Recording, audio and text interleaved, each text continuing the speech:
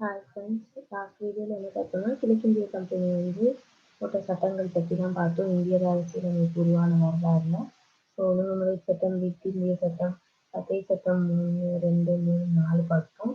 இன்னைக்கு என்ன பார்க்க போறோம்னா ஆஃப்டர் கிழக்கிந்திய கம்பெனி வந்ததுக்கப்புறம் இங்கிலாந்து அரசாங்கம் அவங்க வந்ததுக்கப்புறமா போட்ட சட்டங்கள்லாம் இந்திய அரசாங்க சட்டம், இந்திய கவுன்சில் சட்டம் 1, 2, 3, இந்திய அரசு சட்டம், அடுத்து விடுதலை சட்டம், இது எல்லாத்தையுமே வந்து இன்னைக்கு பார்க்க போறோம்.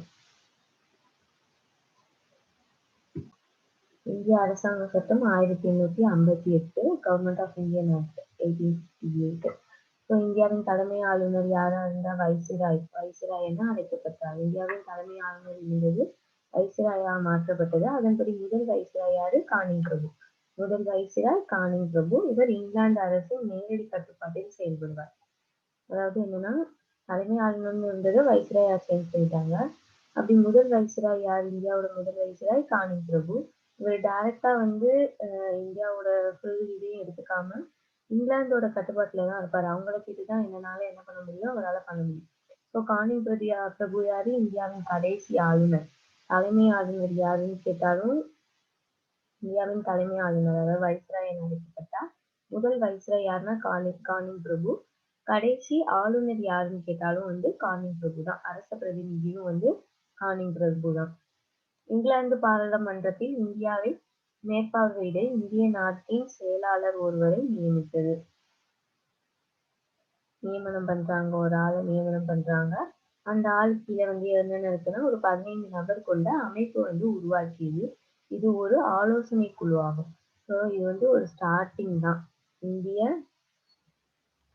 அரசாங்க சட்டம் வந்து 1858 ஒரு ஸ்டார்டிங் ஸ்டேஜ். அதாவது அவங்க கிட்ட இருந்து என்னென்ன டிஃபால்ட்லாம் இருக்கோ அதெல்லாம் வந்து ஸ்டார்டிங்கா வந்து கொஞ்சம் வந்து சேஞ்ச் பண்றாங்க. அதுல ஃபர்ஸ்ட் இம்பார்ட்டன்ட் ஆனது என்னதுன்னா வந்து வைஸ்ராய் வந்து தலைமை ஆளுநர்ல இருந்து வைஸ்ராயா வந்து சேஞ்ச் பண்ணுது. அடுத்து பாருங்க, இந்திய கவுன்சில் சட்டம் 1861, இந்தியன் கவுன்சில் ஆக்ட்.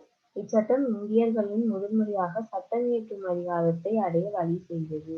இதுவரைக்கும் நம்மளுக்கு என்ன இருந்தது? அந்த சட்டத்தை பத்தி வந்து கேள்வி கேட்கறதுக்கு அதிகாரம் இருந்துச்சு, கொண்டு வந்தாங்க.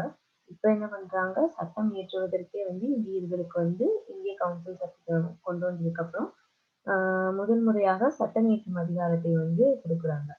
பம்பாய் அண்டு சென்னை மாகாணங்கள் சட்டம் இயற்றும் உரிமையை மீட்டு பெற்றுக்கொண்டது. அதாவது அவங்க இந்த 2 மாகாணங்களும் என்ன பண்ணுது?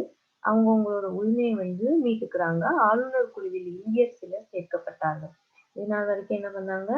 ஆளுநர் குழுவுல வந்து இந்தியர்கள் இல்லை. இப்ப இந்தியர்கள் வந்து ஆளுநர் குழுவுல சேர்த்துக்கிறாங்க. அவசர கால சட்டம் அமல்படுத்தும் அதிகாரத்தை வைசிராய்க்கு வழங்கியது. இதன் காலம் 6 மாதங்கள் ஆகும். அதாவது இந்த வைசிராய் யாரு? கானிங் பிரபு இருக்காரு. இவருக்கு என்ன பண்றாங்க? இங்கிலாந்தோட கட்டுப்பாட்டுல தான் இருக்காங்க. ஆனா இன்கேஸ் ஏதாவது எமர்ஜென்சி அப்படின்னா என்ன பண்றாங்கன்னா வைஸ்ராயே வந்து ஒரு சட்டத்தை வந்து இயற்றுறதுக்கு வந்து ஒரு அதிகாரத்தை வந்து கொடுக்குறாங்க. அப்படி சட்டம் இயற்றும் அதிகாரம் எத்தனை மாதங்களுக்கு மட்டும் தானா? 6 மாதங்களுக்கு மட்டும்தான் இந்த சட்டம் இயற்றும் அதிகாரம் வந்து இருக்கு. அடுத்து இந்தியன் கவுன்சில் சட்டம் 1892, இந்தியன் கவுன்சில் ஆக்ட் 1892. மத்திய மற்றும் மாகாணங்களின் கூடுதல் உறுப்பினர்கள் சேர்க்கப்பட்டனர். இவர்கள் அலுவலக சாராத உறுப்பினர்கள், அதாவது இந்தியர்களா இருக்காங்க. ஆனா என்ன, அலுவலகம் சாராத உறுப்பினர்களா இருக்காங்க. அதாவது அந்த கவுன்சில்ல இல்லாத உறுப்பினர்களா இருக்காங்க. பட்ஜெட் மற்றும் விவாதிப்பதற்கு மற்றும் ஆளுநரின் திட்டத்தை பற்றி கேள்வி கேட்பதற்கும் இந்தியர்களுக்கு அதிகாரம் வழங்கப்பட்டது. இங்க என்ன சொன்னோம் நம்ம?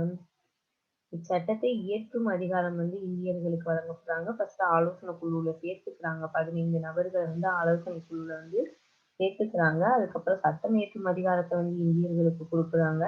அதுக்கப்புறம் என்ன சொல்றாங்க? ஆளுநர் குழுவுல வந்து இந்தியர்கள் வந்து சேர்க்கப்படுறாங்க. அதுக்கப்புறம் என்ன ஆகுது பார்த்தீங்கன்னா, பட்ஜெட் பற்றி விவாதிப்பதற்கும் யாருக்கு எந்த உறுப்பினர்களுக்கு அதிகாரம் கொடுக்குறாங்க? இந்திய உறுப்பினர்களுக்கு வந்து பட்ஜெட் பற்றிய விவாதம், அப்புறம் ஆளுநரின் திட்டத்தை பற்றி கேள்வி கேட்கறதுக்கும் இதுக்கு வந்து உரிமை வந்து இந்த இந்திய கவுன்சில் சட்டம் 1892 வந்து கொடுக்குறாங்க. அதுக்கப்புறம் என்ன வருது? மவுண்ட் பேட்டன் சாரி மிண்டோமார்லி சீர்திருத்தங்கள் வந்து வந்துருது. இது என்னது இந்தியன் கவுன்சில் சட்டம் வந்து 1909 இந்தியன் கவுன்சில் சட்டம் இந்தோ மார்லி சீர்திருத்தம் அப்படின்னு இதை வந்து அனதர் நேம்ல வந்து சொல்றோம். ஸோ மத்திய மற்றும் மாகாண சட்டமன்றத்தில் உறுப்பினர்களின் எண்ணிக்கை அதிகரிக்கப்பட்டது. ஏற்கனவே என்ன மாகாணங்களோட உறுப்பினர்கள் எண்ணிக்கை வந்து அதிகரித்தாங்க. அதுக்கப்புறம் இந்த சட்டம் இந்தோ மார்லி சீர்திருத்தம் வந்ததுக்கு அப்புறம் இன்னும் மத்திய மாகாண சட்டமன்றத்தின் உறுப்பினர்களோட எண்ணிக்கையை என்ன பண்றாங்க கூட்டுறாங்க. மத்திய சட்டமன்றம் 60 உறுப்பினர்கள் உடையதானது. அதற்கு முன்பு 16ஆக இருந்தது. மேல பார்த்தோம் 16 உறுப்பினர்கள். ஸோ வந்து அதுக்கப்புறம் என்ன ஆகுது 60 உறுப்பினர்களை வந்து மத்திய சட்டமன்றம் வந்து சேர்த்துக்கிறாங்க. இஸ்லாமியருக்கு தனி தொகுதி முறையும் அறிமுகம் செய்யப்பட்டது. இந்த இந்தோ மார்லி சீர்திருத்தம் வந்ததுக்கு அப்புறம் தான் என்ன வருது இஸ்லாமியர்களுக்கு தனி தொகுதி முறை வந்து அறிமுகம் செய்யப்பட்டது. ஸோ ஃபர்ஸ்ட் வந்து என்ன சொல்றாங்க father of communist Indian communist யாருன்னு சொல்றாங்க மிண்டோங்கிறவர் தான் சொல்றாங்க. வைசிராய் ஆஃப் இந்தியாங்கிறவங்க யாருன்னா மிண்டோ பிரபு வகுப்புவாரிய பிரதிநிதித்துவத்தின் தந்தை என்று அழைக்கப்படுகிறார். அதான் father of communist of India என்று அழைக்கப்படுபவர் யார் அப்படின்னு கேட்டா மிண்டோ பிரபு. ஆளுநர் அப்புறமாட்டிக்கு வைசிராய் குழுவில் இந்தியர் ஒருவர் இடம்பெற வேண்டும் என்று கூறியது. அதன்படி முதல் இந்திய உறுப்பினர் யாரு? ஆளுநர் குழுவிலையும் வைசிராய் குழுவிலையும் இந்தியர் ஒருவர் என்ன பண்ண வேண்டும் இடம்பெற வேண்டும். அதன்படி ஃபர்ஸ்ட் உறுப்பினர் அதாவது இந்திய உறுப்பினர் வந்து சேர்ந்தது யாருன்னா சத்யார்த்த பிரசாத் சின்ஹா. அதாவது எஸ்.பி. சின்ஹான்னு வந்து நம்மளுக்கு கொடுத்துருப்பாங்க. சில கொஸ்டின்ஸ்ல எப்படி கொடுத்துருப்பாங்கன்னா சின்ஹான்னு மட்டும் கொடுத்துருப்பாங்க. சில கொஸ்டின்ஸ்ல வந்து ஆன்சர் ஆப்ஷன் எப்படி கொடுத்துருப்பாங்க சத்யார்த்த பிரதாப் சின்ஹா அப்படின்னு கொடுத்துருப்பாங்க. சத்யேந்திர பிரசாத் சின்ஹா. So S P. சின்ஹான்னு தான் மோஸ்ட்லி கொடுத்துருப்பாங்க பார்த்துக்கோங்க. தேர்தல் ஏற்றுக்கொள்ளப்பட்டது. ஆனால் எப்படி தேர்தல் வந்து இதுல கொடுத்துருக்காங்கன்னா இந்தோ மார்லில வந்து மறைமுகமான தேர்தல் தான் வந்து இது ஏற்றுக்கொள்ளப்பட்டது. இதுக்கு அடுத்து என்ன வருதுன்னா அரசாங்க சட்டம் 1919 மாண்டேகு சென்ஸ்போர்ட் ரிஃபார்ம்ஸ் சீர்திருத்தங்கள் அதெல்லாம் வருது. மாண்டேகு யாருன்னா இந்திய அரசு செயலாளர். சென்ஸ்போர்ட் யாருன்னா இந்திய வைசிராய். இவங்க 2 பேரையும் ஞாபகம் வச்சுக்கோங்க. மாண்டேகு யாருன்னா இந்திய அரசு செயலாளர். சென்ஸ்போர்ட் யாருன்னா இந்திய வைசிராய். மத்தியில் இருந்த சட்டமன்றம் கவுன்சிலுக்கு பதிலாக மாகாணங்களில் அவை மேலவை அதாவது 2 அவை வந்து இது பண்றாங்க. மேலவை இது வந்து சட்டமன்றம் அதாவது மாகாணங்கள்ல இருக்கிறது வந்து மேலவை. சட்டமன்ற பேரவை அப்படிங்கிறது கீழவை. இது என்ன ஆட்சி முறையில வருதுன்னா இரட்டை ஆட்சி முறையை வந்து இங்க கொண்டு வருது. ஸோ மாகாணங்கள் தங்களுக்கு தேவையான சட்டம் மற்றும் பட்ஜெட் இயற்றிக் கொள்ளலாம். மாகாணங்கள் என்ன பண்ணலாம் அவங்கவுங்களுக்கு தேவையான சட்டம் மற்றும் பட்ஜெட்டை வந்து அவங்களே என்ன பண்ணிக்கலாம் செயல்முறைப்படுத்திக்கலாம். முதல் முறையாக மத்தியில் இரு அவைகளையும் மற்றும் நேரடி தேர்தல் முறையை அறிமுகப்படுத்தியது. இதுக்கு முன்னாடி வரைக்கும் என்ன பண்ணாங்க தேர்தலை ஏற்றுக்கிட்டாங்க. ஆனா மறைமுக தேர்தலா இருந்துச்சு. ஆனா இப்ப என்ன பண்ணிட்டாங்கன்னா முதல் முறையாக தேர்தலை முறையாக அறிமுகப்படுத்துறாங்க. நேரடியாவே வந்து என்ன படுத்துறாங்க அறிமுகப்படுத்துறாங்க. தேர்தல் நடைமுறை நேரடி. அதாவது யார் யாருக்கு வந்து நேரடியான தேர்தல் நடைமுறை இருக்குது அப்படின்னா கல்வி இருக்கவங்க, சொத்துரிமை மற்றும் வரி செலுத்துதல் அடிப்படை இந்த 3 அடிப்படையில தான் வந்து தேர்தல் நடைமுறை நேரடியாக இருந்துச்சு. அதாவது கல்வி படிச்சவங்க, சொத்துரிமை அதிகமா வச்சிருக்கவங்க, வரி யார் அதிகமா செலுத்துறாங்களோ அவங்களோட அடிப்படையில தான் வந்து என்ன தேர்தல் நடைமுறை வந்து நடக்குது.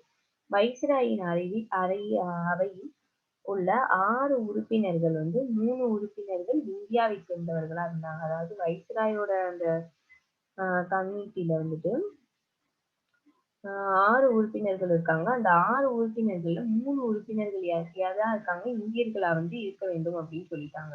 வகுப்பு வாரியான பிரதிநிதித்துவத்தை சீக்கியர்கள், கிறிஸ்தவர்கள், ஐரோப்பியர்கள், ஆஹ் ஆங்கிலோ இந்தியன்ஸ் இவங்க எல்லாத்துக்குமே யார் பண்றாங்கன்னா வழங்குறாங்க. இன்னொன்னு என்ன பண்றாங்கன்னா ஹை கமிஷன் ஆஃப் இந்தியா அப்புறம் பப்ளிக் சர்வீஸ் கமிஷன் இதெல்லாம் கொண்டு வராங்க. அதாவது எக்ஸாம்ஸ் எக்ஸாம் இந்த மாதிரி பப்ளிக் சர்வீஸ் கமிஷன்ஸோட அந்த இதெல்லாம் வந்து இந்த சட்டத்துல கொண்டு வராங்க. அடுத்து இந்திய அரசாங்க சட்டம். இந்திய அரசாங்க சட்டம் என்னது 1935 கவர்மெண்ட் ஆஃப் இந்தியன் ஆக்ட். இதோட சரத் வந்து எப்பன்னு கேட்பாங்க 331 10 அட்டவணைகள் அப்ப இருந்துச்சு. இதை நல்லா பார்த்துக்கோங்க. 321 10 அட்டவணைகள். இச்சட்டம் அதிகாரத்தை 3ஆக பிரிக்கிறது. இந்த 3 டைப்பா பிரிக்குது. என்னென்ன மத்திய பட்டியல், மாகாண பட்டியல், பொதுப்பட்டியல் அப்படின்னு 3ஆக பிரிக்குது. இந்த சட்டம் எதுக்கு அப்படின்னா, இரட்டை ஆட்சி முறைக்கு வந்து அதாவது இரட்டை ஆட்சி முறையை ஒழிக்கிறதுக்கு தான் இந்த சட்டம். 1858ஆம் ஆண்டு சட்டப்படி நிறுவப்பட்ட இந்திய கவுன்சில் சட்டம் கலைந்தது. இந்திய கவுன்சில் சட்டம் கலைச்சிட்டு அடுத்து எந்த சட்டம் வருது? 1935 மத்திய வங்கி உருவாக்கப்பட்டது. இது நாட்டின் பணப்புழக்கத்தை மேற்பார்வையிட உதவியது. ரிசர்வ் பேங்க் வந்து உருவாக்குறாங்க. இச்சட்டம் உச்ச நீதிமன்றம் அமைய வழிவகுத்தது. 1937ல உச்ச நீதிமன்றம் வந்து ஸ்டார்ட் பண்றாங்க. அப்புறம் என்ன வருது? மத்திய ரிசர்வ் வங்கி. அதாவது வங்கிகள் வந்து உருவாக்கப்பட்டது. அடுத்து இந்திய சுதந்திர சட்டம், விடுதலை சட்டம் 1947. இங்கதான் யாரு வருவா? மவுண்ட் பேட்டன் வருவாரு. இதான் மவுண்ட் பேட்டனோடது. பிப்ரவரி 20, 1947ல பிரிட்டிஷ் பிரதம மந்திரி யாரு?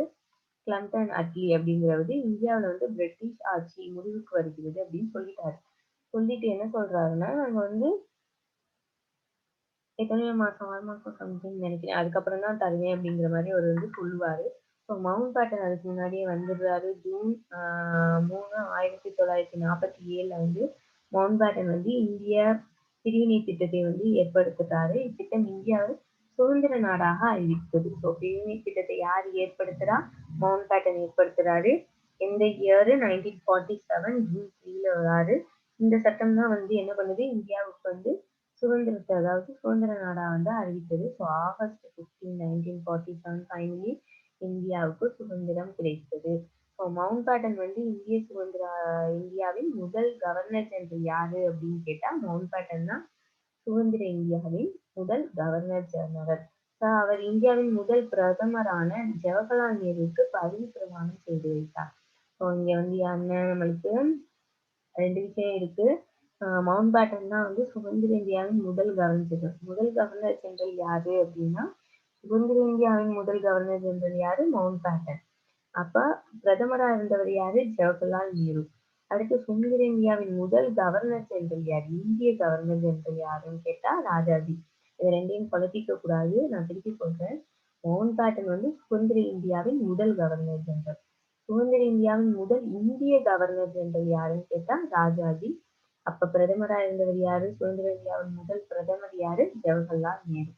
இதுதான் இந்தியால அரசியலமைப்பு உருவான வரலாறு.